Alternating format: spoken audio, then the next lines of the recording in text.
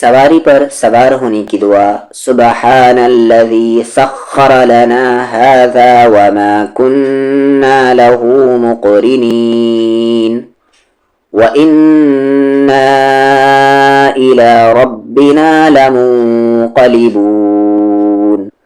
سبحان، پاک ہے میرا رب ہر کمی، ہر عیب، ہر کمزوری سے، الذی، وہ ذات جس نے، سخر لنا، مسخر کر دیا، ہمارے تابع کر دیا، یعنی کہ ہمارے قبضے میں کر دیا، ھذا، اس کو، وما کننا، اور ہم نہیں تھے، لہو مقرنین، اس پر قابو پانے والے، وَإِنَّا، اور یقیناً، إِلَىٰ رَبِّنَا، اپنے رب کی طرف، لَمُنقَلِبُونَ، ہم ضرور بالضرور لوٹنے والے ہیں۔ دعا میں شکر گزاری کا اظہار ہے کہ اللہ کی نعمتوں، خاص طور پر سفر اور سواری جیسی سہولتوں کے لیے شکر ادا کرنا۔ یہ دعا یاد دلاتی ہے کہ انسان کی طاقت محدود ہے، لمیٹڈ ہے، اور سب کچھ اللہ کی قدرت سے ممکن ہوتا ہے۔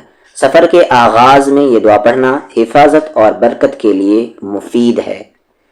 دعا میں رب کی طرف لوٹنے کا ذکر انسان کو آخرت کے سفر کی طرف متوجہ کرتا ہے کہ یہ بھی ایک سفر ہے اور ہم آلریڈی ایک سفر پر موجود ہیں، یعنی ہماری آخرت کا جو سفر ہے وہ پل پل جاری ہے۔